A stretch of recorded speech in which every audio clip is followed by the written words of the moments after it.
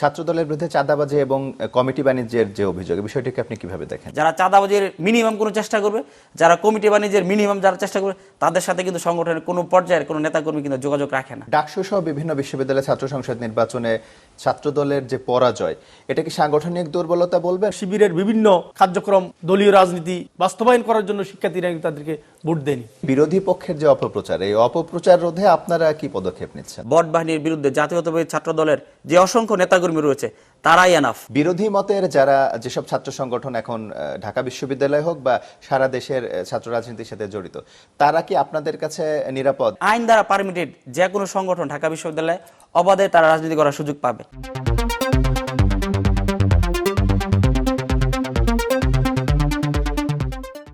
দর্শক শুভেচ্ছা নেবেন, আশিক তমাল স্বাগত জানাচ্ছি চ্যানেল 24 এর নিয়মিত আয়োজন যত কথা অনুষ্ঠানে।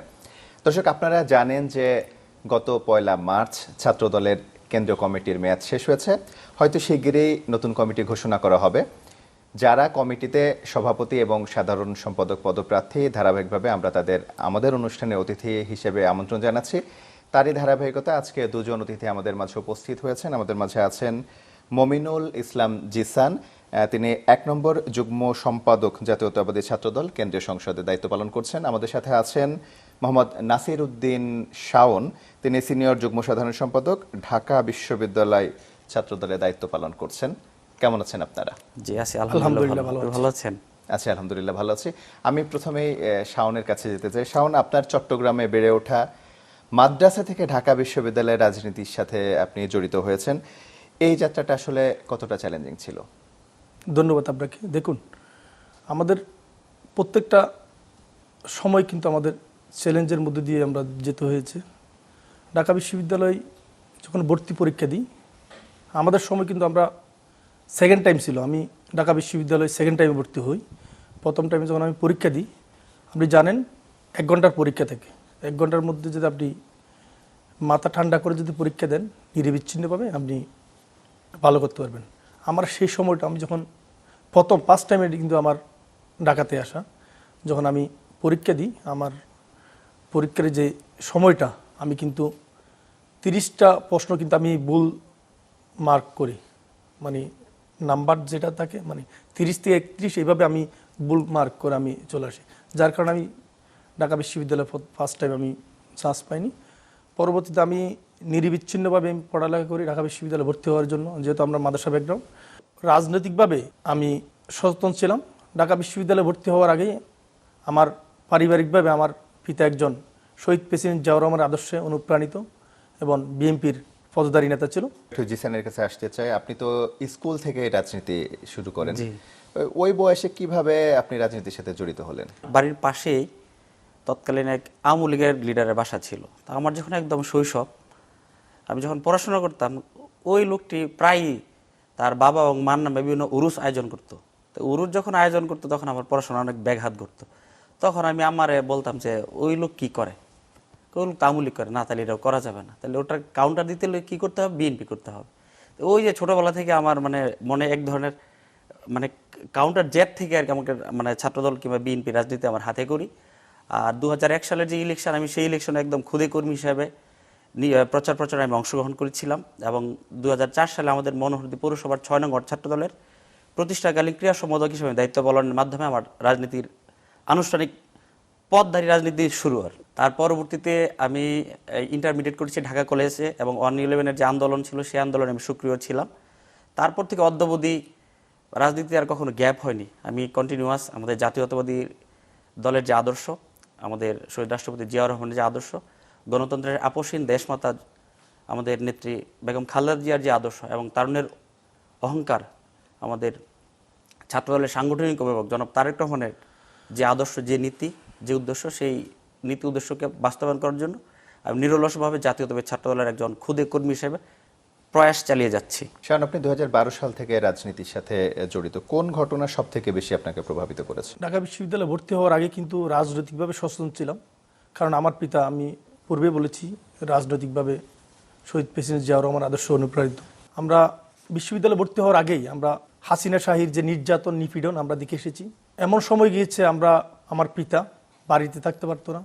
পুলিশ প্রত্যেক দিন রাতেই ঠক ঠক করে বাসার গেটে এসে ডিস্টার্ব করতো।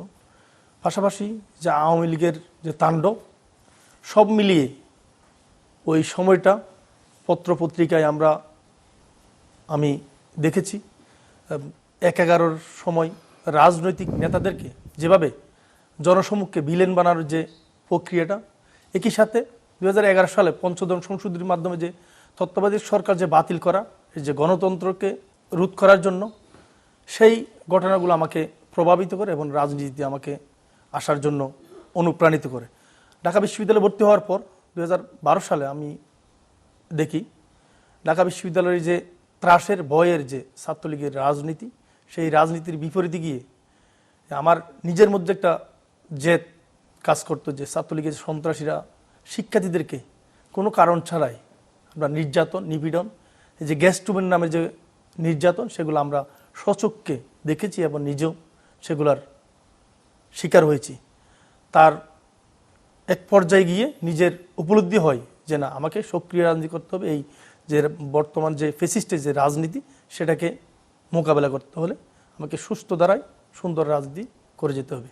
গেস্টরুম কালচার কি বন্ধ হয়ে গেছে? আগামী থেকে আর দেখা যাবে এটি? 5 আগস্ট পরবর্তী সময়, যেন জুলাই আগস্ট গণঅভ্যুত্থানের পর এই ত্রাসের ভয়ের যে গেস্টরুম গণরুমের যে রাজনীতি, সেই কালচার কিন্তু ফেসিস্টের কালচার ছিল, বৈশিষ্ট্য ছিল। সেটা কিন্তু আমরা চিরতরে শিক্ষার্থীরা বিদায় জানিয়েছি। নতুন করে সৌহার্দ্যপূর্ণ পরিবেশে, পরিবেশ বান্ধব, শিক্ষার্থী বান্ধব, শিক্ষার্থীদের কল্যাণে কাজের মাধ্যমে আমরা একটা সুন্দর ক্যাম্পাস বিনির্মাণের জন্য আমরা কাজ করে যাচ্ছি। জিসান, আপনার কাছে একটু জানতে চাই, আপনি নিজেকে তৃণমূলের কর্মী হিসেবে দাবি করেন, যদিও আপনি কেন্দ্রীয় নেতা ছাত্র দলের। এই যে আপনারা যখন তৃণমূল থেকে কেন্দ্রে চলে আসেন, তখন কি তৃণমূলের সাথে সংযোগটা বিচ্ছিন্ন হয়ে যায়? ম্যান টু ম্যান ভেরি করে।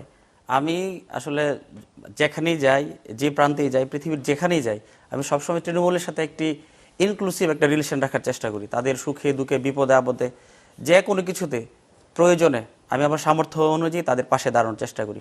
কারণ আমি নিজেই একজন তৃণমূল থেকে আজকে তিল করে আজকে আমি কেন্দ্রীয় ছাত্রদল 1 নং যুগ্ম সম্পাদক হিসেবে দায়িত্ব পালন করছি। এই জন্য তৃণমূলের যে আকাঙ্ক্ষা, তৃণমূলের যে চাওয়াটা আমি হৃদয় দিয়ে সবসময় উপলব্ধি করার চেষ্টা করি এবং ধারণ করি। সেজন্য আমি সুযোগ পেলেই, যে কোনো সময় সুযোগ পেলেই আমি দেখা যায় সবার জন্যই করার চেষ্টা করি, কিন্তু পাশাপাশি তৃণমূল থেকে যদি কোনো ধরনের আর্জ আসে, আমি সাথে সাথে রেসপন্স করার চেষ্টা করি। শাওন, আপনার কাছে জানতে চাই, আপনি 8-9 বার হামলার শিকার হয়েছেন। এই অভিজ্ঞতা আপনাকে ভেঙেছে নাকি আরো বেশি শক্ত করেছে? সেটা আমাকে ভাঙেনি, বরঞ্চ আমাকে নতুন রূপে রাজপথে সক্রিয় হওয়ার জন্য আরও বেশি নিজেকে গঠন করেছি এবং রাজনৈতিক পথকে আমি মসৃণ করেছি। যে আপনিও তো মামলার শিকার হয়েছেন, আপনার বিরুদ্ধে 21টি মামলা হয়েছে, আপনি 6 বার গ্রেপ্তার হয়েছেন এবং 26 দিন রিমান্ডে ছিলেন। এই অভিজ্ঞতা আপনাকে কতটা বদলে দিয়েছে? আমি প্রথম অ্যারেস্ট হই 2009 সালের 25শে মার্চ কালোরাত্রে, সেটি আমার এলাকায়। তার পরবর্তীতে আমি 2015 সালের যে 94 দিনের লাগাতার আন্দোলন ছিল, সেই আন্দোলনে আমি 3বার অ্যারেস্ট হয়েছি। তারপর 2018 সালের 19শে জুলাই আমি ঢাকা বিশ্ববিদ্যালয়ের লাইব্রেরিতে পড়ারত অবস্থায় ওখান থেকে আমাদের ছাত্রলীগের নেতাকর্মীরা আমাকে জোর করে ধরে মেরে রক্তাক্ত অবস্থা আমাকে পুলিশের সোপর্দ করে। তারপর 2023 সালের 17ই আগস্ট আমাকে গোয়েন্দা বাহিনী, পুলিশের হারুনের যে গোয়েন্দা বাহিনী, জোরপূর্বক আমাকে অ্যারেস্ট করে 3 দিন গুম রাখে।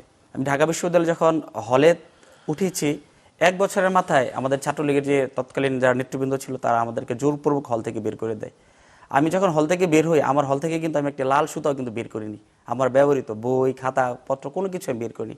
আমার ভিতরে একটি ইস্পাত কঠিন একটি জেদ আমার ভিতরে চেপেছিল যে যতদিন পর্যন্ত আমি এই ফেসিস্ট, এই হাসিনার, এই আওয়ামী লীগের পতন না দেখতে পারবো, ততদিন পর্যন্ত আমি কিন্তু আর কোনো কিছু থেকে কিন্তু নিজেকে আর কখনোই সরিয়ে নিব না আর কি।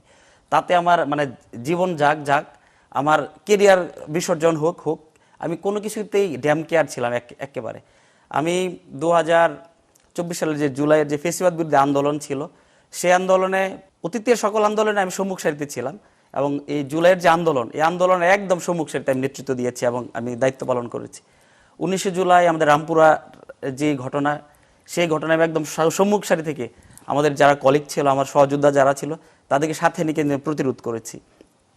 20শে জুলাই রামপুরা স্পটে আমাদের যারা সহযোদ্ধা, আমার সেন্ডু গেঞ্জি কিন্তু আমি খুলে সাদা পতাকা বানিয়ে আমি কিন্তু এই আর্মির যে ট্যাঙ্ক ছিল, সাজোয়া যান ছিল, তার সামনে কিন্তু আমি পতাকা বানিয়ে কিন্তু তাদেরকে আমি প্রতিরোধ করার চেষ্টা করেছি। এবং 2000 যখন ফেসিস্ট হাসিনা চলে গেল, এখন কিন্তু আমাদের দেশ গড়ার সংগ্রাম, এখন কিন্তু আমাদের আগের যে সংগ্রাম, আগের যে যুদ্ধংদেহী যে ভাব, এটা কিন্তু আমাদের এখন কিন্তু আমাদের মাঝে নেই। আমরা এখন একটা ইতিবাচক রাজনীতির মাধ্যমে আমাদের নেতা জনাব তারেক রহমানের যে স্বপ্ন, ওনার যে ভীষণ, ওনার যে প্ল্যান, ওনার যে 31 দফা, সেই দফা বাস্তবায়নের যে লড়াই, সেই আন্দোলনে আমরা এখন সামিল রয়েছি। আমরা আমাদের যে অতীতের যে অভিজ্ঞতা, আসলে যেই মানে হৃদয় বিদারক ঘটনার মধ্যে দিয়ে আমি গিয়েছি, আসলে আমি চাই না আমার বাংলাদেশের কোনো, আমার যারা অনুজ আছে, আমার পরবর্তী যারা ঢাকা বিশ্ববিদ্যালয় সব বিভিন্ন বিশ্ববিদ্যালয়ে পড়াশোনা করবে, তারা সেই নির্মম অভিজ্ঞতার মধ্য দিয়ে যাক। আমরা চাই না কোনো গেস্ট রুম, আমরা চাই না রাজনীতির নামে কাউকে জোরপূর্বক কোনো কর্মসূচিতে অংশগ্রহণ করার যে আওয়ামী লীগের যে কালচার, সেটা আমরা চাই না। আমরা চাই না কেউ স্বাধীনভাবে মত প্রকাশের জন্য কিংবা সোশ্যাল মিডিয়াতে ভালো একটি পোস্ট করার জন্য তাকে রাতের আধারে পুলিশ ধরে নিয়ে, যে আমরা সেই কালচার কিন্তু চাই না। আমরা ইতিবাচক রাজনীতির মাধ্যমে বাংলাদেশকে পরিবর্তনের যে রাজনীতি জনাব তারেক রহমান শুরু করেছেন, আমরা সেই রাজনীতিতে আছি এবং সেই রাজনীতির একজন ক্ষুদ্র কর্মী হিসেবে আমাদের ত্যাগের মহান মানসিকতা নেয় আমরা যতটুকু করতে পারবো সেটুকু আমাদের প্রাপ্য বলে আমরা মনে করি। বিশেষ করে আমি ব্যক্তিগতভাবে মনে করি, আমি এই দল করতে এসে অনেক কিছু পেয়েছি, সারা বাংলাদেশের অনেক মানুষের অখণ্ড ভালোবাসায় পেয়েছি এবং একটি পরিচয় পেয়েছি, সাংগঠনিক পরিচয় পেয়েছি। পাশাপাশি বাংলাদেশের যে সবচেয়ে যে নিবেদিত যে প্রাণ, যে দল তথা বাংলাদেশের জাতীয়তাবাদী দল, স্বাধীনতার ঘোষণা থেকে অদ্যাবধি আমাদের গত চলমান অধিবেশনে আমাদের মাননীয় প্রতিমন্ত্রী, স্থানীয় সরকার বিষয়ক প্রতিমন্ত্রী, উনি একটি কথা বলেছেন, সেটি হলো যে একমাত্র বিএনপির ঘরে তিনটি ট্রফি কিন্তু রয়েছে। সেটি কি? 71 সালের মহান মুক্তিযুদ্ধের ট্রফি আমাদের ঘরে রয়েছে, 90 দশকের এরশাদ বিরোধী আন্দোলন, সেই আন্দোলনের ট্রফি কিন্তু বিএনপির ঘরে রয়েছে, তারপর জুলাইয়ের যে ফেসিবাদ বিরোধী চূড়ান্ত আন্দোলন, সেই আন্দোলনের ট্রফি কিন্তু আমাদের রয়েছে। এই ট্রফিতে একজন ক্ষুদ্র কর্মী হিসেবে আমরা যতটুকু প্রয়াসে রেখেছি, যতটুকু প্রচেষ্টা রেখেছি, সেটুকুই আমাদের সাফল্য এবং সেটুকুই আমার অর্জন বলে আমি মনে করি। জিসানের মতো শাওন, আপনাকেও তো 2013 সালের 24 মার্চ হল থেকে বের করে দেওয়া হয় নির্যাতনের পর, সেই স্মৃতিটা কেমন ছিল? দেখুন, আমার ঢাকা বিশ্ববিদ্যালয় ভর্তি হওয়ার পর আমরা যারা ছাত্রদলের রাজনীতি করতাম, আমরা কিন্তু কেউ হলে থাকতে পারিনি। ছাত্রলীগের সন্ত্রাসীরা নির্যাতন করে সারা রাত নির্যাতন করে, বুর হলেই তারা আমাদেরকে পুলিশের হাতে সোপর্দ করত এবং রিমান্ডের মাধ্যমে আমাদেরকে কারাগারে নিক্ষেপ করত। 2013 সালের 24 মার্চ হল থেকে ছাত্রলীগের নেতারা নির্যাতন করে হল থেকে বের হতে হয়। যাওয়ার সময় আমার কোনো ডকুমেন্ট আমি হল থেকে নিয়ে যেতে পারিনি। আমার ল্যাপটপ, আমার ডকুমেন্টগুলো এক কাপড়েই হল থেকে বের হতে হয়। পরবর্তীতে ঢাকা বিশ্ববিদ্যালয় 2015 সালে 1 এপ্রিল টিএসসিতে পরীক্ষা দেওয়ার পর একদল সন্ত্রাসী তারা আমার উপর হায়নার মতো আক্রমণ শুরু করে। এক পর্যায়ে আমি নিজেকে বাঁচার জন্য তাদের একজনকে আমি প্রতিহত করার চেষ্টা করে আমি কিন্তু জায়গাটা ত্যাগ করার চেষ্টা করি। পরবর্তীতে আমি দেখতে পেলাম তাদের হাতে, প্রত্যেকের হাতে 1 থেকে 150 জন ছাত্রলীগের যে সন্ত্রাসীরা আমার উপর উপর্যুপরি হয়ে হায়নার মতো তারা চেপে বসে, প্রত্যেকের হাতে ধারালো অস্ত্র, রড শট নিয়ে তারা প্রস্তুত। আমাকে এক পর্যায়ে গিয়ে তারা সুর বলে আক্রমণ শুরু করে। তখন আমি বাঁচার জন্য আমি স্থান ত্যাগ করি। পরবর্তীতে আমি 3 ঘন্টা পর আমি নিজেকে আবিষ্কার করি মেডিকেলে। আমি সেই সময়টা বেহুশ ছিলাম, মৃত্যু থেকে ফিরে আসছি, সেই স্মৃতি মনে পড়ছে। আপনি আমার যে পাশে যিনি রয়েছেন মমিনুল ইসলাম জিশান, আমরা একসাথেই 2017 সালে কিন্তু আমরা দুজন একসাথেই আমাদের উপর আরেকবার হামলা হয়, তাও টিএসসিতে সন্ধ্যার সময়। আমরা আন্দোলন সংগ্রাম, মিছিল, মিটিং, এমন কোনো কার্যক্রম পার্টির ছিল না আমরা উপস্থিত থাকতাম না। প্রত্যেকটি কার্যক্রম আমরা সফলভাবে করার চেষ্টা করেছি নিজের সর্বোচ্চটুকু দিয়ে। সেদিন আমাদের প্রোগ্রাম শেষ করে আমরা টিএসসিতেই ছিলাম। ছাত্রলীগের নেতাকর্মীরা আমাদেরকে দেখে আমার উপর 30-40 জন, জিসান ভাইয়ের উপর 30-40 জন একই দিনে একই সময় আমাকে প্রথমে হামলা করে। আমার এই চোখ প্রায় 3 মাস আমি চিকিৎসা নিতে হয় আমার এই চোখের, এখনো পর্যন্ত এই চোখের সমস্যা। আমার মোবাইল, মানিব্যাগ সহ তারা নিয়ে নেয়। মানে তারা আমার উপর হামলা করার পর আমার মোবাইল মানিব্যাগ যা ছিল পকেটে, টাকা পয়সা, মোবাইল, গড়ি টড়ি সব নিয়ে নেয়। ছাত্রলীগের যে কালচার, আমরা চাই না আগামী দিনে কোনো ক্যাম্পাস, কোনো প্রতিষ্ঠান, এরকম কোনো শিক্ষার্থী যেন হামলা, এই বইয়ের ত্রাসের রাজত্ব যেন কেউ তৈরি করতে না পারে। সেজন্য আমরা আমাদের পক্ষ থেকে সর্বোচ্চ সজাগ রয়েছি। এবং যেন আপনি জানেন 5 আগস্টের পরবর্তী সময় দেশের বিভিন্ন জায়গায় জনদুর্ভোগ সৃষ্টি করে, মবতন্ত্র তৈরি করে শিক্ষার্থীদের মধ্যে একটা ভয়ের ত্রাসের রাজত্ব যেভাবে তৈরি করেছিল, আমরা শিক্ষার্থীদেরকে সচেতন করছি যাতে শিক্ষার্থীরা দেশ গড়ার অগ্রযাত্রায় নিজেদের ভূমিকা রাখতে পারে, যাতে দেশে কোনো অস্থিতিশীল পরিবেশ তৈরি না হয়। সেজন্য প্রত্যেকটি শিক্ষার্থীকে আমরা সচেতন করার জন্য চেষ্টা চালিয়ে যাচ্ছি। আপনার কাছে আরেকটি বিষয় জানতে চাই, আপনার তো আপনার বিরুদ্ধে 6টি মামলা এবং 3বার আপনি গ্রেপ্তার হয়েছেন। ওই সময়টা আপনার পরিবার এবং রাজনীতি এই দুটো বিষয় কিভাবে ব্যালেন্স করেছেন? দেখুন, বরাবরই আমার ফ্যামিলি থেকে আমার পিতা আমাকে উৎসাহ দিত। কোনো সময় আমি যখন 2015 সালে গ্রেপ্তার হই, ফেসবুকে যখন পিতা দেখলো যে নাসিরুদ্দিন শাওন ঢাকা বিশ্ববিদ্যালয়ের ছাত্রদলের নেতা, সে গ্রেপ্তার, তখন স্বাভাবিকভাবেই, যেহেতু পিতা রাজনীতি করে, সে মনোবল শক্ত, যেহেতু আম্মা রাজনীতি করে না, স্বাভাবিকভাবে মহিলা মানুষ, তার মনোবল আপনার একটু দুর্বল থাকে। প্রত্যেক মাই যতই পিতা মাতা চায় একজন ছেলে বড় নেতা হোক, কিন্তু এভাবে রাজপথে আমরা যেভাবে সংগ্রাম করেছি, আমরা যেভাবে জেল জুলুম মামলা হামলার শিকার হয়েছে, কোনো পিতাই চায় না যে তার ছেলে এভাবেই হামলার শিকার হোক, যে নিপীড়নের শিকার হয়ে, কোনো পিতাই চায় না। তারপরও দেশের জন্য আমার পিতা এই কথাই বলেছে বারবার মানুষকে, যে আমার ছেলে তো রাজপথ থেকেই এই সন্ত্রাসী ফেসিস্টদের রক্তচক্ষু উপেক্ষা করে রাজপথে আন্দোলন সংগ্রাম করতে গিয়ে রাজপথ থেকেই সে অ্যারেস্ট হয়েছে। সে তো কোনো অপরাধ অপকর্ম করেই তো গ্রেপ্তার হয়নি। সেই যে উৎসাহমূলক কথাবার্তা আমি বিভিন্ন সময় উনি আমাকে বলেছেন, এবং এমন কথা বলেছেন, আমার পরিবারের 4 ভাই, আমি আমার ছেলেকে আমার দলের জন্য, দেশের জন্য যুদ্ধ সংগ্রাম করার জন্য আমি তাকে উৎসর্গ করে দিলাম। এমন কথাও যখন পিতার কাছ থেকে শোনা হয়, তখন অবশ্যই আমার যত যে সংগ্রাম, ত্যাগ তিতিক্ষা, এগুলোকে ম্লান মনে হয়। দেশের জন্য, দেশের মানুষের জন্য সংগ্রাম করার জন্য আরও উৎসাহিত হতাম। জিসেন, আপনার পরিবারের কেউ কি ওর মতো বিএনপি রাজনীতির সাথে জড়িত ছিল কিনা? আমরা 2 ভাই। আমার বড় ভাই ঢাকা পলিটেকনিকে ছাত্রদল করতো, এখন মনোহরদী পৌরসভার কৃষক দলের যুগ্ম আহ্বায়ক। আর আমার মামা একদম, আমরা পারিবারিকভাবে আমাদের 14 পুরুষ যারা রয়েছে সবাই আমাদের বিএনপির সাথে জড়িত। আমার মামা একটি ইউনিয়ন বিএনপির সহ সাংগঠনিক সম্পাদক এবং সাবেক যুবদলের সাধারণ সম্পাদক হিসেবে দায়িত্ব পালন করেছে। আমাদের পরিবারের মধ্যে কেন্দ্রীয় পর্যায়ে একমাত্র আমি এসেছি আর কি, একদম বলা যায় আমাদের ফ্যামিলির দোয়া আর আমার এক এই যে আপনি এত অত্যাচার এবং নির্যাতনের শিকার হয়েছেন, তো কখনো কি পরিবার বলেছে আর দরকার নেই রাজনীতি করার? ঢাকা শহর কিংবা রাজনৈতিক অঙ্গনে আমার একটি বিশেষ পরিচিতি রয়েছে, সবাই আমাকে ডানপিটে হিসেবে জানে। তো ওই ডানপিটের স্বভাবের কারণেই আমি স্বভাবসিদ্ধভাবে যা কিছু করি, আমার বুদ্ধি দিয়ে যতটুকু আমি বুঝি ততটুকুই করি। আমার বুদ্ধির বাইরে কেউ আমাকে কোনো কিছুতে বায়াস করতে পারে না, এখন পর্যন্ত পারে নাই। আপনিও তো রাজনীতির কারণে 2 বছর কারাবরণ করেছেন। আপনার কাছে কি কখন মনে হয়েছে যে রাজনীতিতে এসে আপনি ভুল করেছেন? এটা আমার কখনো ভুল মনে হয়নি, তবে ভুল ছিল বলতে মানে যে কায়দায় সরকার আমাকে অ্যারেস্ট করেছে সেইটি ভুল ছিল। আমার রাজনীতি করা কখনোই ভুল না, কারণ আমি সবসময় মানে আমার বুঝ হওয়ার পর থেকে সবসময় গণতন্ত্রের প্রতি এবং মানুষের অধিকারের প্রতি এবং মানুষের যে আকাঙ্ক্ষার প্রতি সবসময় আমি একটু বিশেষ কি বল দুর্বলতা বলেন কিংবা বিশেষ সংবেদনশীল ছিলাম আর কি, সংবেদনশীল ছিলাম। তা মানুষ যেভাবে চায়, সব আমাকে যে মানুষই ডাকুক, যে কোনো পর্যায়ে, রাতের 3টার সময় হোক কিংবা সকাল 8টার সময় হোক, আমি তাদের মানুষের বিপদে আপদে থাকার চেষ্টা করি। আর আমার কাছে রাজনীতির মানে মনে হয় মাঝে মাঝে অর্থ যদি মনে হয়, তো মানুষের দুঃসময়ে পাশে থাকার যেই অবস্থা, এটা আমার মাঝে মাঝে রাজনীতির সংজ্ঞা মনে হয়।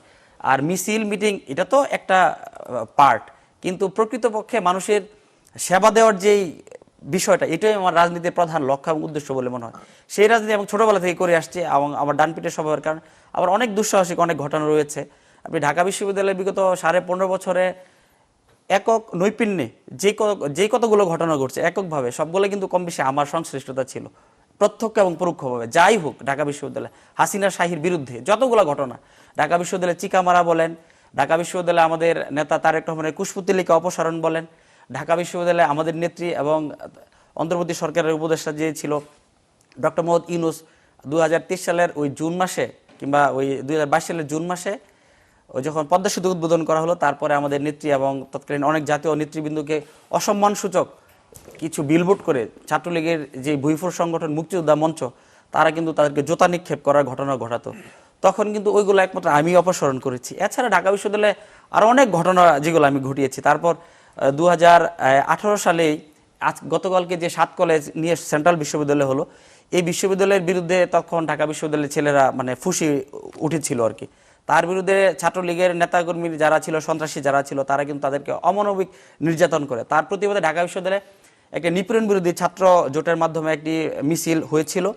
সেই মিছিলে ছাত্রলীগের নেতারা হামলা করেছিল, কিন্তু ওই হামলার পিছনে কিন্তু নেপথ্যে ছিলাম আমি। কারণ ওই তাদের যে মিছিল, ওই মিছিলের ভিতরে কিন্তু আমি অংশগ্রহণ করেছিলাম। আমার সে ছবি এবং ফুটেজ দেখে ছাত্রলীগের নেতারা তখন দাবি করেছিল এটা তো আসলে সাধারণ শিক্ষার্থীদের আন্দোলন, এটা তো জিশানের আন্দোলন। এই দেখেন জিশান এখানে আছে। এগুলো ছাড়া আর অনেক, আমি ঢাকা বিশ্ববিদ্যালয়ের অনেক দুঃসাহসিক কার্যক্রমে অংশগ্রহণ করেছি। আমার ছোট ভাই সহযোদ্ধা শাওন অনেক দুঃসাহসিক, অনেক মিশনে আমরা ছিলাম।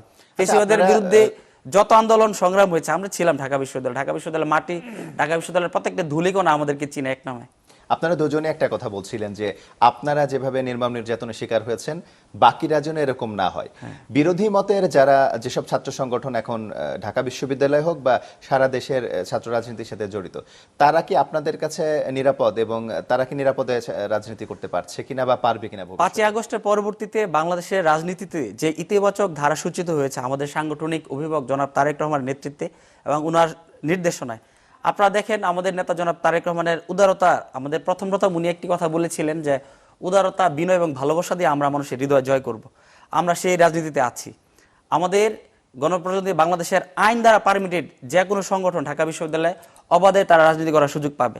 আমরা সহ সাধারণ শিক্ষার্থীদের সাথে নিয়ে আমরা তাদের সেই রাজনীতি করার সুযোগ দিব। কিন্তু কোনো গুপ্ত কিংবা নিষিদ্ধ ঘোষিত কোনো সংগঠন ঢাকা বিশ্ববিদ্যালয় সহ সারা বাংলাদেশের শিক্ষার পরিবেশ বিঘ্নিত করবে, সেটা কিন্তু আমরা কখনোই টলারেট করব না। আমরা কিন্তু ওই ক্ষেত্রে একদম জিরো টলারেন্স। তারা যদি স্বাভাবিক রাজনীতি করতে চায়, এখন স্বাভাবিক রাজনীতি যদি করুক, কোনো অসুবিধা নাই। কিন্তু বললাম তো, আইন দ্বারা পারমিটেড কিংবা আইন দ্বারা প্রহিবিটেড কোনো সংগঠন বাংলাদেশের মাটিতে কোনো রাজনীতি করার কোনো সুযোগ পাবে না।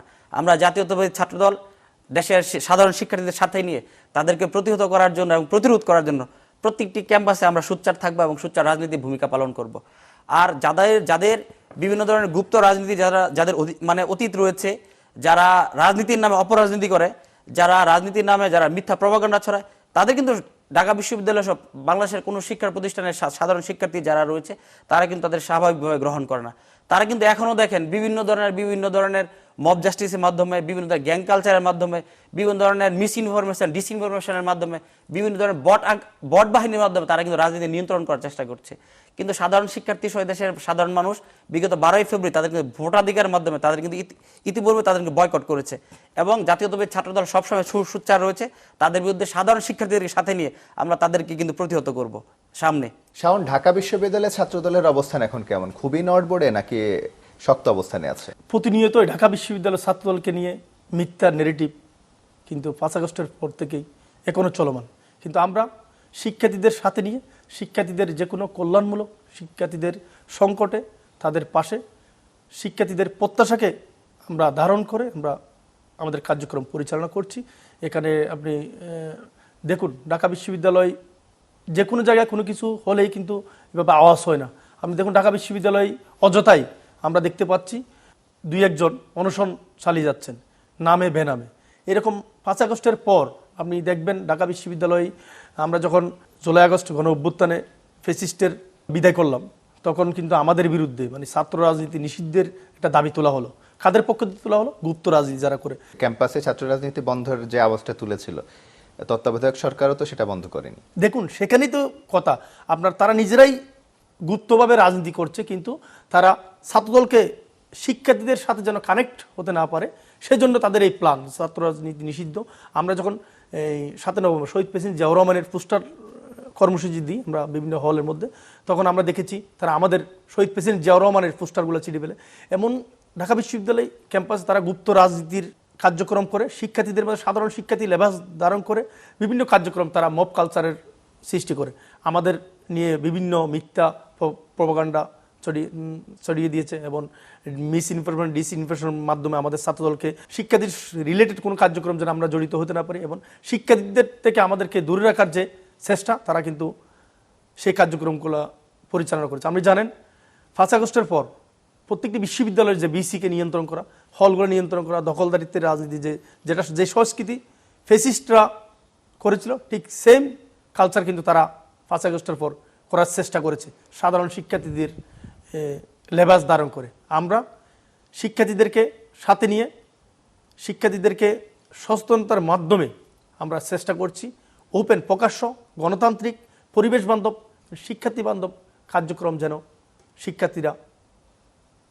পায় এবং উন্মুক্ত পরিবেশ যেন একজন শিক্ষার্থী তার একাডেমিক কার্যক্রম যেন সম্পন্ন করতে পারে, সেই কার্যক্রম আমরা অব্যাহত রেখেছি। ডাকসু সহ বিভিন্ন বিশ্ববিদ্যালয়ের ছাত্র সংসদ নির্বাচনে ছাত্রদলের যে পরাজয়, এটা কি সাংগঠনিক দুর্বলতা বলবেন নাকি সাধারণ শিক্ষার্থীদের সাথে আপনাদের নেতাদের সমন্বয়হীনতার অভাবকে দায়ী করবেন? দেখুন, আমাদের নেতাদের সাথে সমন্বয়হীনতার কথা বলছেন আপনি, আমাদের দুর্বলতার কথা বলছেন। এখানে যে নির্বাচনটা হয়েছে সেটা স্বচ্ছ নিরপেক্ষতা কোনো নির্বাচন হয়নি।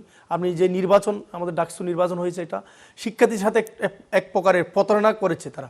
কারণ এই যে নির্বাচন যে হয়েছে, আমরা যে জাতীয় নির্বাচন দিয়েছি, আমি এই যে আমার বোর্ডের যে কালি এখনও অমোচনীয় রয়ে গেছে, আমরা যে ডাকসুর যে নির্বাচন আমাদের হয়েছে সেই নির্বাচন কিন্তু যে কালিটা দিয়েছিল সেই কালিটা কিন্তু মোচনীয়, বুট দেওয়ার পরেই ওই কালি হাতের মধ্যে নেই গেল। আমরা দ্বিতীয় হচ্ছে আমরা শিক্ষার্থীরা দেখেছে যে স্বচ্ছ কোনো ব্যালট পেপার এই নির্বাচনে ছিল না।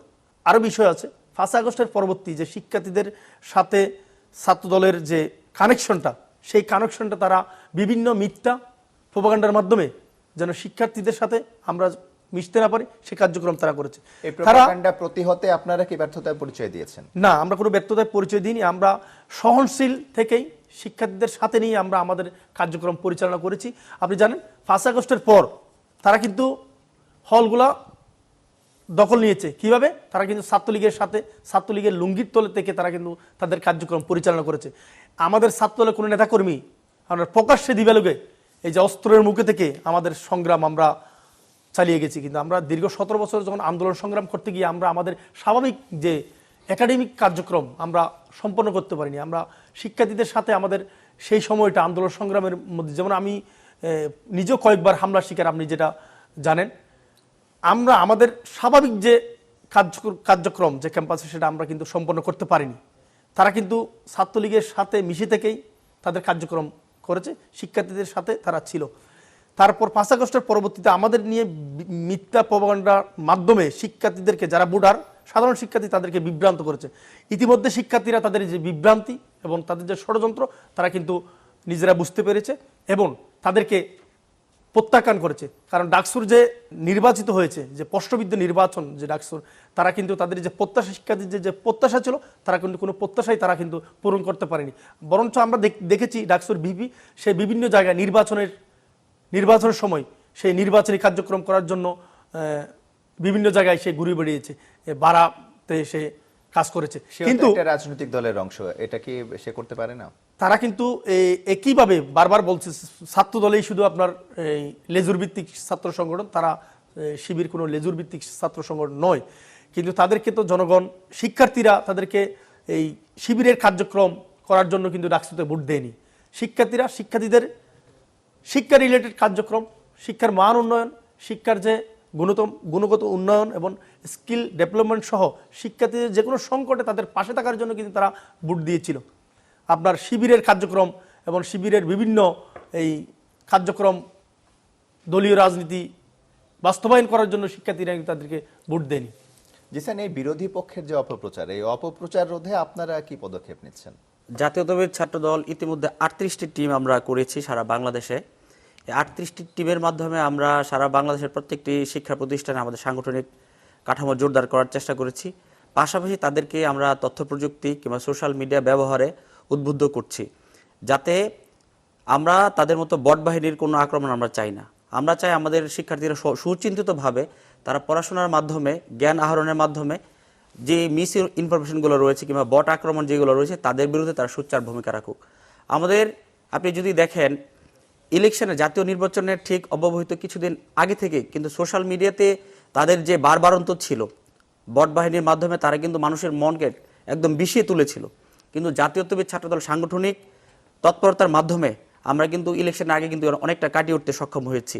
এবং আমরা আশা করি আমাদের সারা বাংলাদেশ আমাদের যে অসংখ্য নেতাকর্মী রয়েছে তাদেরকে আমরা যদি আরও উদ্বুদ্ধ করতে পারি, তাদেরকে যদি আমরা আরও প্রশিক্ষণের আওতায় নিয়ে এসে সোশ্যাল মিডিয়া বলেন কিংবা আইটিতে আরেকটু যদি দক্ষ করে গড়ে তুলতে পারি আমাদের মনে হয় বাংলা শুধু এই বট বাহিনী নয়, পৃথিবীর যে কোনো শক্তিশালী বট বাহিনীর বিরুদ্ধে জাতীয়তাবাদী ছাত্র দলের যে অসংখ্য নেতাকর্মী রয়েছে তারাই এনাফ।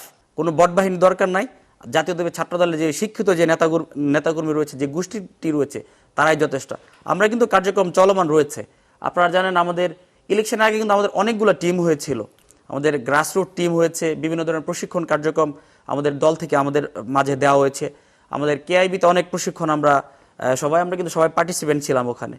ওগুলোর মাধ্যমে আমরা অনেক ধরনের জ্ঞান আহরণ করেছি এবং এই আহরিত জ্ঞানের মাধ্যমে আমরা মনে করি ওদের যে ন্যারেটিভ, সকল ন্যারেটিভ ভেঙে চুরমার করে দিতে জাতীয়তাবাদী ছাত্রদল একাই যথেষ্ট। এবং সামনে আপনারা নতুন নেতৃত্ব আসলে আমাদের কেন্দ্রীয় ছাত্রদলের যদি আরেকটু তৎপরতার মাধ্যমে সারা বাংলাদেশে যারা তৃণমূলে যারা রয়েছে তাদেরকে যদি একটু তদারকির মাধ্যমে যদি আরেকটু উদ্বুদ্ধ করা যায়, আমার মনে হয় বাংলাদেশের মানুষ এই বট বাহিনীর যে প্রপাগান্ডা রয়েছে এই প্রপাগান্ডায় বিশ্বাস করবে না। জাতীয়তাবাদী ছাত্রদল ওই বট বাহিনীর বিরুদ্ধে একাই যথেষ্ট। শাওন, ডাকসু সহ ছাত্র সংসদ যে নির্বাচনগুলো আগামীতে হবে সেগুলোকে আদৌ সুষ্ঠু হবে? আপনি জানেন জাতীয় ইলেকশন হয়েছে, আমাদের দল বাংলাদেশ জাতীয়বাদী দল বিএনপি কিন্তু একটি সুষ্ঠু সুন্দর নির্বাচনের জন্য যত রকম সহযোগিতা জাতীয় ইলেকশনে তারা কিন্তু করেছে। আমি মনে করছি শিক্ষার পরিবেশ সুন্দর একটি বাংলাদেশ বিনির্মাণের জন্য অবশ্যই শিক্ষার্থীদের ম্যান্ডেট পাওয়ার জন্য আমরা আমাদের কার্যক্রম পরিচালনা করছি।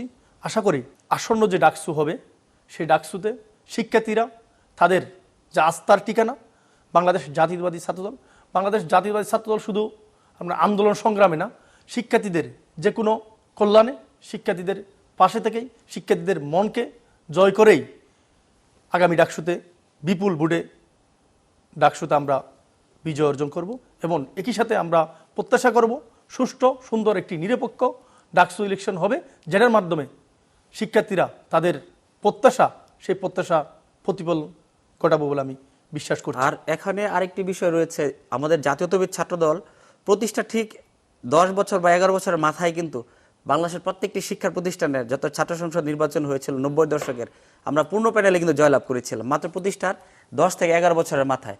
আমরা মনে করি যে আগামীর শুধু ডাকসু নয়, আমাদের যে সাংগঠনিক অভিভাবক গণতন্ত্রের আপসহীন দেশটির বেগম খালেদা জিয়া সুযোগ্য উত্তরসূরি এবং বহুদলীয় গণতন্ত্রের প্রবক্তা, মহান স্বাধীনতার মহান ঘোষক শহীদ রাষ্ট্রপতি জিয়া রহমানের সুযোগ্য উত্তরসূরি আমাদের নেতা তারেক রহমান, যিনি গণতন্ত্রের জন্য ভোটাধিকারের জন্য লড়াই করেছেন, উনার মাধ্যমে উনার তত্ত্বাবধানে শুধু ডাকসু নয়, আগামীতে বাংলাদেশের প্রত্যেকটি শিক্ষা প্রতিষ্ঠানের ছাত্র সংসদ নির্বাচন ইনশাল্লাহ হবে। এবং ওই সব নির্বাচন আপনি লিখে রাখেন, কোনো ধরনের কোনো কারচুপি, কোনো ধরনের কোনো স্ট্যাম্পিং, কোনো ধরনের কোনো অনিয়ম, কোনো ধরনের কোনো বল প্রয়োগ ছাড়া শিক্ষার্থীরা তাদের নির্বাচিত প্রতিনিধিদের মাধ্যমে তাদের কল্যাণের পথ সুনিশ্চিত করবে এবং সেই কল্যাণের পথে জাতীয়তাবাদী ছাত্রদল সহায়ক ভূমিকা হিসাবে শিক্ষার্থীদের পাশে থাকবে ইনশাল্লাহ। ছাত্রদল কি সাধারণ শিক্ষার্থীদের আস্থা অর্জনে সক্ষম হয়েছে এতদিনে? বাংলাদেশের প্রত্যেকটি শিক্ষা প্রতিষ্ঠানের এখন পর্যন্ত যত দুর্দশা রয়েছে, প্রত্যেকটি দুর্দশা যখনই আবর্তিত হয় তখন কিন্তু সবার আগে যে সংগঠনটি তাদের কাছে সবার আগে পৌঁছায় সে সংগঠন জাতীয়তাবাদী ছাত্রদল। শুধু ঢাকা বিশ্ববিদ্যালয় নয়, ঢাকা বিশ্ববিদ্যালয়ের যত শিক্ষার্থী বান্ধব ভর্তি ফ্রি যখন বৃদ্ধি করা হলো তার প্রতিবাদে ঢাকা বিশ্ববিদ্যালয়ের ছাত্রদল কিন্তু সবার আগে আবেদন করেছে ঢাকা বিশ্ববিদ্যালয় সহ। এরকম ভাবে আমাদের যত কল্যাণধর্মী কাজ রয়েছে, পপুলিস্ট অ্যাক্টিভিটিস না কিংবা ওয়েলফেয়ার পলিটিক্স না, আমরা কিন্তু যেহেতু আমরা ছাত্র রাজনীতি করি আমরা তো সবসময় ওয়েলফেয়ার পলিটিক্স করতে পারবো না, কিন্তু শিক্ষার্থীদেরকে সচেতনতার মাধ্যমে তাদেরকে ভবিষ্যৎ সুনাগরিক এবং সুনেতৃত্ব গড়ে তোলার জন্য একজন ছাত্রনেতার হিসাবে যতটুকু তাদের পাশে থাকা দরকার আমরা কিন্তু তা করি।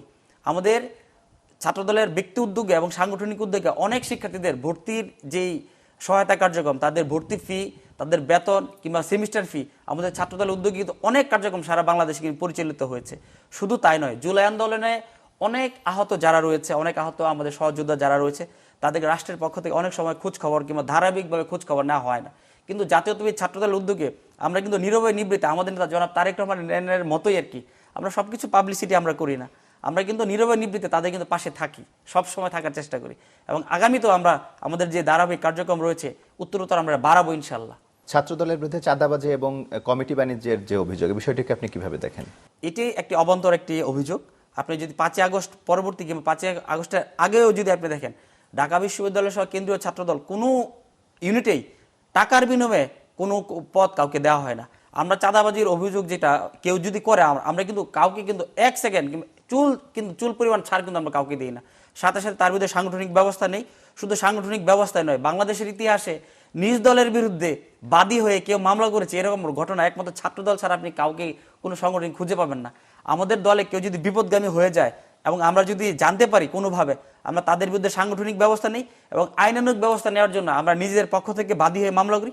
পাশাপাশি আইন প্রয়োগকারী যে সংগঠন সংস্থাগুলো রয়েছে তাদেরকেও কিন্তু আহ্বান জানায় যে তার বিরুদ্ধে আইনের যে ভাষা রয়েছে, আইনের যে করা যে ধারা রয়েছে, সেই ধারা অনুযায়ী তার বিরুদ্ধে ব্যবস্থা নেওয়ার জন্য আমরা নিকটস্থ আইন শৃঙ্খলার প্রয়োগকারী যে সংস্থাগুলো রয়েছে, পুলিশ সব ডিবি সহ সকল সংগঠনকে আমরা কিন্তু অবহিত করি। আমরা কিন্তু চাঁদাবাজি বলেন, জুলুম বলেন, আমরা কিন্তু জুলুমবাজির বিরুদ্ধে। আমরা নিজেরাই কিন্তু এতদিন নিপীড়িত ছিলাম, এখন আমরা ক্ষমতায় এসে আমরা কি নিপীড়নকারী হব আবার? আমরা কিন্তু সেই রাজনীতি বিশ্বাস করি না। আমাদের নেতা জনাব তারেক রহমানও কিন্তু বিশ্বাস করে না। আপনি যদি বাংলাদেশের বর্তমানে যে পার্লামেন্টের যে অধিবেশনটা হয়েছে আপনি সেদিকে যদি খেয়াল করেন, তাহলে কিন্তু আমাদের দলের প্রত্যেকটি অঙ্গ সংগঠনের অবস্থা কিন্তু আপনি জানতে পারবেন। সরকার গঠনের আজকে ধরেন প্রায় 45 দিন হয়েছে, কিন্তু এই দিনের ভিতরে একটি কি গুমের কোনো ঘটনা ঘটেছে? একটি ক্রসফায়ার ঘটনা ঘটেছে? কোথাও কি কোনো নির্যাতনের ঘটনা ঘটেছে? কিন্তু ঘটেনি। কিন্তু এটার জন্য আমাদের নেতা জনাব তারেক রহমান সবসময় কিন্তু সজাগ, এবং আমরা কিন্তু নেতৃস্থানীয় যারা রয়েছি, যারা কর্মী পর্যায়ে যারা সচেতন কর্মী যারা রয়েছি, আমরা কিন্তু সচেতন। আমরা কিন্তু নিপীড়নকারীর ভূমিকায় নিজেদেরকে কখনোই অবতীর্ণ হতে দিতে চাই না। আমরা ওই জায়গা থেকে কিন্তু আমরা তাদেরকে প্রতিহত করবো এবং প্রতিরোধ করব।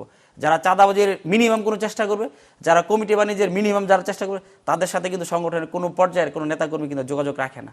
শাওন, ছাত্রদলের বিরুদ্ধে গ্রুপিং এবং লবিং এর অভিযোগও আছে, এটা কতটুকু সত্য? এবং আপনারা দুজন, আপনার কি কোনো গ্রুপের বা অংশ কিনা? দেখুন, আপনি গ্রুপিংয়ের যে কথাটি বলেছেন, আসলে ছাত্রদলের কোনো এভাবে কোনো গ্রুপ নেই। আমরা সবাই সব কিছু নিয়ে যে কোনো বিষয়ে আমরা ছাত্রদল সবসময় ঐক্যবদ্ধ, এবং আমরা ঐক্যবদ্ধভাবেই এই ফেসিস্ট খুনি হাসিনাকে বিদায় করেছি। আমরা জুলাই আগস্ট গণ অভ্যুত্থানে সম্মুখ সারিতে থেকে আমরা আমাদের সকল সহযোদ্ধাকে একসাথে নিয়ে আমরা কিন্তু আন্দোলন সংগ্রাম করেছি। আপনি জানেন 142 জন আন্দোলন সংগ্রাম করতে গিয়ে শহীদ হয়েছে। আমাদের মধ্যে প্রতিযোগিতা রয়েছে, কিন্তু আমাদের প্রতিহিংসা নেই। আমরা যারা প্রার্থী রয়েছি আমাদের নিজেদের মধ্যে আমাদের ভালো কাজ, শিক্ষার্থীদের রিলেটেড কার্যক্রম, আমাদের প্রতিযোগিতা রয়েছে, কিন্তু আমাদের নিজেদের মধ্যে কোনো প্রতিহিংসা নেই, আমাদের মধ্যে কোনো গ্রুপিং নেই। আপনি লবিংয়ের কথাটা বলেছেন, আমাদের লবিংটা হচ্ছে আমাদের শিক্ষার্থীদের সাথে আমাদের যে কার্যক্রম, শিক্ষার্থীদের যে পালস বোঝা, শিক্ষার্থীদেরকে দেশের যে দেশ গড়ার যে কার্যক্রম, সেখানে যে শিক্ষার্থীদেরকে আমরা সম্পৃক্ত করা এবং অতীতের আমাদের যে কার্যক্রমের রেকর্ড, সেগুলোই হচ্ছে আমাদের লবিং হিসেবে আমি মনে করছি। এখানে পদ পেতে গেলেই নতুন করে কারো সাথে লবিং করা, কোনো কার্যক্রম করা, সেরকম আমাদের দলে নেই। তবে অতীতে যারা রাজপথে নিজের সর্বোচ্চটুকু দিয়ে আন্দোলন সংগ্রামে ছিল তাদেরকেই দল মূল্যায়ন করে। অতিরিক্ত কোনো লবিং তদবির এখানে প্রয়োজন নেই। আমি ঢাকা বিশ্ববিদ্যালয় সলিমুল্লাহ মুসলিম হলের সভাপতির দায়িত্ব পালন করেছি। এর আগে আমি ঢাকা বিশ্ববিদ্যালয় সলিমুল্লাহ মুসলিম হলের যুগ্ম সম্পাদক ছিলাম। আপনি ঢাকা বিশ্ববিদ্যালয় আহ্বায়ক কমিটির সদস্য ছিলাম, ঢাকা বিশ্ববিদ্যালয়ের যুগ্ম সম্পাদক ছিলাম। বর্তমানে আমি নিষ্ঠার সাথে সিনিয়র যুগ্ম সম্পাদকের দায়িত্ব পালন করছি। আমার যেই পদ পদবি আমি যে হোল্ড করছি, ধারণ করছি, আমার কোনো লবিং আমার করা লাগেনি। পার্টি আমাকে এই দায়িত্ব দিয়েছে, মূল্যায়ন করেছে। মমিনুল ইসলাম জিসান, আপনি এবার সভাপতি পদপ্রার্থী, আপনাকে কেন সভাপতি করা হবে? ছাত্র রাজনীতির শুরু থেকে অদ্যাবধি যদি আমার প্রচেষ্টাকে যদি দল মূল্যায়ন করে, আমার ত্যাগকে যদি মূল্যায়ন করা হয়, তৃণমূলের যে পালস কিংবা শিক্ষার্থী বান্ধব যেসব কর্মসূচি রয়েছে, কিংবা আমার অতীতে যে ত্যাগ তিথিকাগুলো রয়েছে, সব কিছুকে যদি দল মূল্যায়ন করে, আমি মনে করি দল সঠিক সিদ্ধান্ত নেবে। এবং আমাকে আসলে সভাপতি তো এটি শুধু একটা পদ না, এটি একটা দায়িত্ব। দেশটাকে যেন তারেক রহমানের 31 দফা বাস্তবায়নের জন্য ভবিষ্যতে যে সুনাগরিক এবং সুনেতৃত্ব গড়ে তুলতে হবে, শুধু ঢাকা নয়, সারা বাংলাদেশে, আমি মনে করি আমি সেই আন্দোলনে একজন সারথি হিসেবে, দেশনায়ক জনাব তারেক রহমানের সেই আন্দোলনের একজন সারথি হিসেবে আমি ওনার যে এক্সপেকটেশন রয়েছে এটা আমি মেকআপ করতে পারবো। যদি সভাপতি আপনি নির্বাচিত হন, আপনি অগ্রাধিকার ভিত্তিতে প্রথমেই কোন কোন কাজগুলো করবেন? আমাদের নেতা জনাব তারেক রহমান একটি কথা বলেছিলেন, যখন উনি লন্ডনে ছিলেন তখন একটি কথা বলেছেন যে মিছিলের শেষ সারির ছেলেটিও মানে সাংগঠনিক পরিচয় পাবে। আমি যদি জাতীয়তাবাদী ছাত্রদল কেন্দ্রীয় সংসদের সভাপতির দায়িত্ব পালন করি, যে দায়িত্ব দল যদি আমার উপর সেই দায়িত্ব ন্যস্ত করেন, তাহলে দেশনায়ক জনাব তারেক রহমানের যে উক্তিটি রয়েছে সেটা আমি শতভাগ বাস্তবায়ন করব। এবং কোনো ধরনের গ্রুপিংয়ের ঊর্ধ্বে উঠে, কোনো ধরনের আত্মীয়তার কিংবা নেপোটিজমের ঊর্ধ্বে উঠে আমি আমার ব্যক্তিগত পক্ষ থেকে কিংবা ছাত্রদলের সভাপতি হিসেবে আমি বিগত আন্দোলন সংগ্রামে যারাই যে পন্থায়, যে প্রক্রিয়ায়, যার অধীনে যারা দায়িত্ব পালন করেছে, ন্যূনতম যে দায়িত্বটুকু পালন করেছে, আমি প্রত্যেককে সাংগঠনিক পরিচয়ের নিশ্চয়তা দিচ্ছি। এবং শুধু তাই নয়, ছাত্রদলের নেতাকর্মীদের ভবিষ্যতের যে জীবন এবং জীবিকার যে বিষয়টি রয়েছে, আমি যদি সভাপতি হিসেবে নির্বাচিত হই কিংবা দল যদি আমাকে সেই দায়িত্ব অর্পণ করেন, আমি জাতীয়তাবাদী ছাত্রদলের প্রত্যেকটি নেতাকর্মীর ভবিষ্যতের জীবন এবং জীবিকার একটি মানে সমাজ, পরিবার এবং রাষ্ট্রে সম্মানজনক জীবন এবং জীবিকার যে ব্যবস্থা, সেই ব্যবস্থা করার জন্য আমি জাতীয়তাবাদী ছাত্রদলের প্রত্যেকটি নেতাকর্মীকে ঢেলে সাজানোর উদ্যোগ নেব। এবং তারেক রহমানের স্বপ্নের বাংলাদেশ বিনির্মাণের জন্য জাতীয়তাবাদী ছাত্রদল ভ্যানগার্ডের ভূমিকায় যে নিপতিত হওয়ার যে আহ্বান, সেই আহ্বান আমি শতভাগ বাস্তবায়ন করার চেষ্টা করব, আমার জীবনের শেষ রক্তবিন্দু দিয়ে হলেও। নাসিরউদ্দিন শাওন, আপনি ঢাকা বিশ্ববিদ্যালয় ছেড়ে এবার কেন্দ্রীয় কমিটির সাধারণ সম্পাদক পদপ্রার্থী।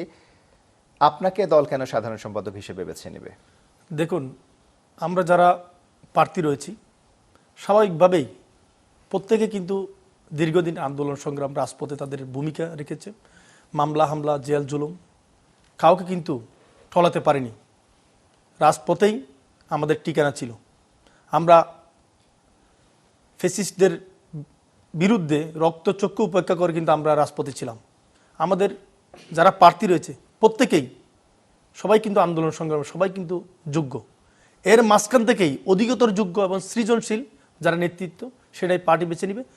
আমি যদি বলি আন্দোলন সংগ্রাম, দীর্ঘ আন্দোলন সংগ্রাম যে আমার ভূমিকা, অভিজ্ঞতা, একই সাথে শিক্ষার্থীদের ফালস বুঝে শিক্ষার্থীদের রিলেটেড কল্যাণমূলক তাদের কার্যক্রম, গবেষণা বলেন, বিতর্ক বলেন, সুন্দরভাবে যে গড়ার দেশনায়ক তারেক রহমানের যে বাস্তবায়ন, সেই অগ্রযাত্রায় শিক্ষার্থীদেরকে সাথে নিয়ে, এবং আপনি জানেন জেনজি বলি, আলফা বলি, তারা কিন্তু এই একটা নেগেটিভ যে মিথ্যা প্রপাগান্ডার মাধ্যমে কিন্তু তারা রাজনীতি থেকে বিমুখ হয়ে গেছে। আমি দায়িত্ব পেলে যারা রাজনীতি থেকে বিমুখ হয়েছে তাদেরকে রাজনীতিতে আসার জন্য আমি প্রচেষ্টা চালিয়ে যাব। একই সাথে যারা শিক্ষার্থী রয়েছে তাদেরকে সচেতনতার মাধ্যমে শিক্ষার্থীরা যেন দেশ গঠনে নিজেদের ভূমিকা রাখতে পারে, সেজন্য কাজ করব। সেই হিসাবে আমি মনে করি দায়িত্ব শুধু ছাত্রদলের দায়িত্ব, সেটা শুধু আপনার পদ পদবি বা চেয়ার নয়, ক্ষমতা নয়, এটি একটি ইমানি দায়িত্ব। সেটা পালন করার জন্য আমি নিজেকে প্রস্তুত করছি। আগামী দিনে যদি এই দায়িত্ব পাই, শিক্ষার্থীদেরকে সাথে নিয়ে এবং সংগঠনকে গতিশীল করার জন্য, সংগঠনকে আরও সুসংগঠিত করে পলিসিভিত্তিক কার্যক্রম আমি হাতে নেব ইনশাআল্লাহ। জিসান এবং শাওন, আপনাদের কাছে একেবারে শেষ প্রশ্ন, যে সাধারণ সম্পাদক এবং সভাপতি দেখা যায় যে ভালো সম্পর্ক থাকে না, বিগত সময় আমরা দেখেছি, এবং দুইজনের দুটো আলাদা গ্রুপ থাকে। আপনারা যদি সভাপতি এবং সাধারণ সম্পাদক নির্বাচিত হন, আপনাদের মধ্যে এরকম আলাদা গ্রুপ থাকবে কিনা, এবং ভালো সম্পর্ক বা সুসম্পর্ক যেটাই বলি না কেন সেটা বজায় থাকবে কিনা? আমাদের গ্রুপ তো একটাই, আমাদের গ্রুপ হল জাতীয়তাবাদী আদর্শে যে গ্রুপ, সেটাই আমাদের গ্রুপ। এর বাইরের এর ব্যত্যয় ঘটবে না। আর আমাদের তো আমরা দেখি পার্সোনাল গ্রুপিং হয়ে যায়। ব্যতিক্রম তো কখনো উদাহরণ হয় না, কিন্তু আমাদের প্রতিষ্ঠার পর থেকে অদ্যাবধি জাতীয়তাবাদী ছাত্রদলের আমাদের শীর্ষস্থানীয় নেতৃত্বে যারাই ছিলেন, তারাই সৌহার্দ্যপূর্ণ সম্পর্কের মাধ্যমে তারা কিন্তু আমাদের দলের হাইকমান্ডের যে সিদ্ধান্ত এবং ছাত্রদের কল্যাণের জন্য যে কাজগুলো রয়েছে সেগুলো কিন্তু নিরলসভাবে তারা কিন্তু প্রচেষ্টা চালিয়ে গিয়েছে। আমরা মনে করি আগামী দিনও আমরা শীর্ষস্থানীয় নেতৃত্বে যারাই আসবেন তারা এক এবং অভিন্ন হয়ে আমাদের দেশনায়ক জনাব তারেক রহমানের যে স্বপ্ন, সেই স্বপ্ন বাস্তবায়নের জন্য তারা এক এবং অভিন্ন জাতীয়তাবাদী ছাত্রদলকে ভ্যানগার্ডের ভূমিকায় সামনে থেকে নেতৃত্ব দিবে। যেভাবে তারা জুলাই আন্দোলন নেতৃত্ব দিয়েছে, যেভাবে তারা 90 দশকের ফেসিবাদ বিরোধী স্বৈরাচার বিরুদ্ধে আন্দোলনের যেভাবে তারা নেতৃত্ব দিয়েছে, তেমনিও আগামী দিনে দেশনায়ক জনাব তারেক রহমানের স্বপ্ন বাস্তবায়নের জন্য জাতীয়তাবাদী ছাত্রদলের শীর্ষস্থানীয় নেতৃবৃন্দ যাদেরকে দল মূল্যায়ন করবে, তারা আমি মনে করি এক এবং অভিন্ন হয়ে, এক আত্মা হয়ে তারেক রহমানের স্বপ্ন বাস্তবায়ন করার জন্য তারা নিরলসভাবে প্রচেষ্টা চালিয়েছে বলে আমি বিশ্বাস করি। শাওন বলবেন কিছু বিষয়ে? দেখুন, গ্রুপিং যে কথাটি আপনি বলছেন, এটাও কিন্তু আমাদের ছাত্রদলের বিরুদ্ধে একটি ফেমিং, যেটা 5 আগস্টের পর আমাদের বিরুদ্ধে মিথ্যা প্রপাগান্ডা যেরকম একটা বিষয়, ঠিক সেম একই বিষয় হচ্ছে যে গ্রুপিংটা। আমরা বাংলাদেশ জাতীয়তাবাদী ছাত্রদল, আমি আগেই বলেছি, বাংলাদেশ জাতীয়তাবাদী ছাত্রদলের কোনো গ্রুপ নেই, একটাই গ্রুপ, জাতীয়তাবাদী ছাত্রদলের গ্রুপ। এখানে কোনো ভিন্ন মত নেই। তবে শেষ করার আগে আমি একজন শহীদের কথা দিয়ে আমি শেষ করব। আপনি জানেন, বাংলাদেশ জাতীয়তাবাদী ছাত্রদলের প্রথম শহীদ ওয়াসিম, আমাদের সিম যখন আমাদের মোবাইলে ঢোকানো হতো তখন ডিবি বলেন, র্যাব বলেন, তখন আমাদেরকে ট্যাগ করতো, আমাদেরকে গ্রেপ্তার করার জন্য বিভিন্ন কার্যক্রম তারা পরিচালনা করত। আমরা আমাদের স্বাভাবিকভাবে আমাদের মোবাইলেই সিমগুলো ইউজ করতাম না, ভিন্ন সিম ভিন্ন মোবাইল আমরা প্রতিনিয়তই পরিবর্তন করতাম। 15 জুলাই যখন আমরা ছাত্রলীগের সন্ত্রাসীরা যখন আমাদের উপর হামলা শুরু করে, আমরা প্রতিহত করার জন্য আমরা আমাদের শিক্ষার্থীদেরকে সাথে নিয়ে আমরা কিন্তু সানকার মোড়ে অবস্থান নিয়েছিলাম। সেদিন শহীদ ওয়াসিম আমাকে কল দেয়। শহীদ ওয়াসিমকে, যেহেতু আমার বাড়ি চট্টগ্রাম বাঁশখালী, শহীদ ওয়াসিমের বাড়ি ফেকুয়াতে, আমাদের পার্শ্ববর্তী উপজেলায়। যেহেতু আমি কেন্দ্রে রাজনীতি করি, আমাদের তৃণমূলের যারা নেতাকর্মী রয়েছে তাদের সাথে আমাদের নিবিড় একটা সম্পর্ক। সেই সম্পর্কের শোভাতেই শহীদ ওয়াসিম কিন্তু আমাকে কল দেয়। শহীদ ওয়াসিম যখন কল দেয়, শুধু এতটুকু বলছিলাম, যেখানে আছো আন্দোলন সংগ্রামে নিজেদেরকে সম্পৃক্ত করো, শিক্ষার্থীদের সাথে নিয়ে আন্দোলন সংগ্রামে করে আমাদের যে এক দফা দেশনায়ক তারেক রহমানের যে ঘোষণা, ফেসিস্টকে মুক্ত করা, সেই আন্দোলনে নিজেদেরকে সম্পৃক্ত করো। পরের দিন আমি দেখতে পেলাম শহীদ ওয়াসিম তার ফেসবুক প্রোফাইলে একটি পোস্ট সে শেয়ার করে, সাধারণ শিক্ষার্থীদের পাশে আমার প্রাণের সংগঠন, এই বলে আমি শহীদ হব। এই জুলাই আগস্ট গণঅভ্যুত্থানে একমাত্র শহীদ যে নিজেই শহীদ হব বলে ঘোষণা দিয়ে কিন্তু শহীদ হয়েছে, সে হচ্ছে শহীদ ওয়াসিম, ছাত্রদলের উপজেলা পর্যায়ের এবং চট্টগ্রাম কলেজের একজন ছাত্রদলের নেতা ছিল। সেই ওয়াসিম কিন্তু আমার সেই ছবি দিয়ে কিন্তু সেদিন ফেসবুকে পোস্ট করেছিল। আপনার 1 ঘন্টা আগে, শহীদ হওয়ার 1 ঘন্টা আগে সে লাস্ট একটা ফেসবুকে পোস্ট দিয়েছিল, চলে আসুন 16 শহর। এটা হচ্ছে সেই শহীদ ওয়াসিমের সাথে আমার স্মৃতির কথা। আমি আরেকজন শহীদের কথা না বললে নয়, যিনি চট্টগ্রাম উত্তর জেলার সিনিয়র যুগ্ম আহ্বায়ক ছিল, একই সাথে সেই কেন্দ্রীয় সংসদের সহসাধারণ সম্পাদক ছিলেন আমাদের। আপনি জানেন 2017 সালে 30শে মার্চ দিবাগত রাতে এই ফেসিস্ট খুনি হাসিনার বাহিনী এবং ছাত্রলীগের সন্ত্রাসী, যুবলীগের সন্ত্রাসীরা তাকে বাসা থেকে তুলে নিয়ে নির্মম নির্যাতন করে, তাকে মাথায় পিস্তল ঠেকিয়ে নির্মমভাবে হত্যা করে। আপনার পরের দিন তাকে কর্ণফুলী নদীর আমরা তাকে পাই। সেই শহীদ নুরুল আলম নুরুর সাথে আমি দীর্ঘদিন ঢাকার একসাথেই এক বাসায় আমরা দীর্ঘ 1.5 বছর একসাথে ছিলাম। এই হচ্ছে আমার শহীদদের সাথে পথ চলা। একই সাথে আমরা যারা দীর্ঘদিন আন্দোলন সংগ্রাম করতে গুম পুম হয়েছিল, তাদের সাথে আমাদের বিভিন্ন সময় বিভিন্ন স্মৃতি রয়েছে। আজকেই এখানেই শহীদদের কথা বলে আমি আমার সংক্ষিপ্ত কথা এখানে শেষ করছি। ধন্যবাদ আপনাকে, যারা যত কথা অনুষ্ঠান দেখছেন সবাইকে ধন্যবাদ জানিয়ে, একই সাথে যারা শিক্ষার্থীর বন্ধুরা আমাদের এই অনুষ্ঠানটি দেখছেন তাদেরকে একটা মেসেজ দিতে চাই। আগামী দিন ক্যাম্পাস হবে পরিবেশ বান্ধব, শিক্ষার্থী বান্ধব, যেই পরিবেশে একজন শিক্ষার্থী নির্বিঘ্নে নির্ভয়ে তার শিক্ষা কার্যক্রম সুন্দরভাবে পরিচালনা করতে পারবেন।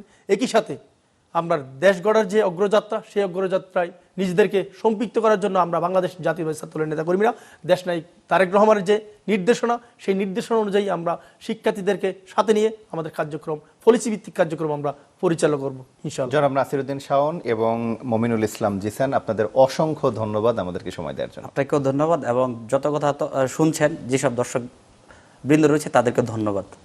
দর্শক, যত কথা অনুষ্ঠান আজকের মতো এই পর্যন্ত। আগামী পর্বে নতুন কোনো অতিথির সাথে নতুন কোনো বিষয় নিয়ে কথা হবে। সে পর্যন্ত ভালো থাকুন, সুস্থ থাকুন।